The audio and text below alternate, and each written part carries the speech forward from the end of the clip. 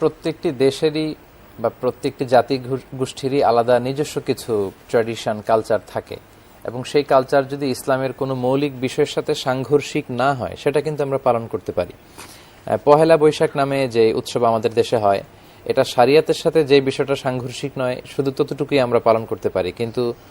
মঙ্গল প্রদীপ জ্বালানোর নাম করে ছেলে মেয়েদের অবাধ মেলামেশা, ছেলে মেয়ের গায়ে উল্কি এঁকে দিচ্ছে, গালে উল্কি এঁকে দিচ্ছে,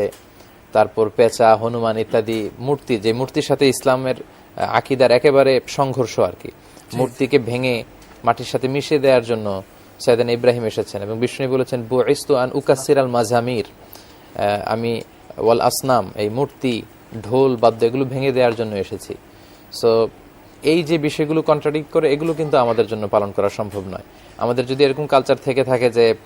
পান্তা ইলিশের কালচার, এটা খাওয়া যেতে পারে। হাল খাতার যে উৎসব আমরা করি, এটা করা যেতে পারে। একে অন্যের বাড়িতে বেড়াতে যাওয়া,